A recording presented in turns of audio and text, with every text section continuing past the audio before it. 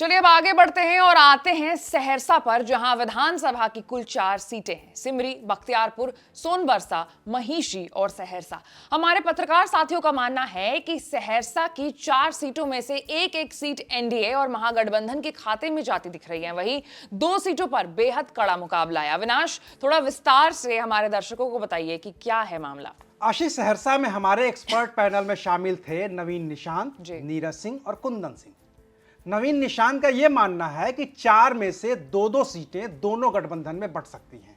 वहीं नीरज सिंह का यह कहना है कि सहरसा और महिषी की जो सीट है वो महागठबंधन के खाते में जा सकती है। वहीं जो सिमरी, बख्तियारपुर और सोनबरसा जो 2 सीटें हैं वो एनडीए के खाते में जाती हुई दिख रही हैं। कुंदन सिंह का यह कहना है कि सिर्फ और सिर्फ महिषी सीट ही महागठबंधन को जाएगी और बाकी की जो 3 सीटें हैं वो एनडीए के खाते में जाएंगी। आशी, अगर पार्टी के लिहाज से बात करें तो 1 सीट आरजेडी और 1 सीट लोजपा रामविलास को मिलती हुई दिख रही है।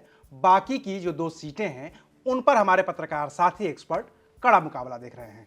चलिए अब आगे बढ़ते हैं और आते हैं उस शहर पर जिसके बारे में कहा जाता है कि रोम पोप का और मधेपुरा गोप का। मधेपुरा जिले का एग्जिट जो पोल है वो क्या कहता है, हम आपको बताने की कोशिश करेंगे। तो सबसे पहले आप ये समझिए कि मधेपुरा की विधानसभा में कुल 4 सीटें हैं। आलमनगर, बिहारीगंज, मधेपुरा और सिंहेश्वर।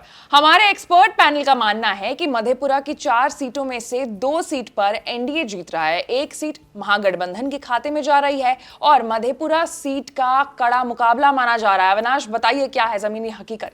आशिफ, मधेपुरा में हमारे जो एक्सपर्ट पैनल में शामिल थे वो थे तुरबसु, मनीष वत्स और अमिताभ। इन तीनों का यह मानना है कि जो आलमनगर सीट है वो जेडीयू के नरेंद्र नारायण यादव की जीत वहां पर तय मानी जा रही है, क्योंकि हर जाति में उनकी लोकप्रियता है। वो राजनीति के पुराने खिलाड़ी हैं, मजे खिलाड़ी हैं और पिछली बार उनका जो जीत का अंतर रहा है वो इतना बड़ा रहा है कि इस बार उसे पाटना आसान नहीं है।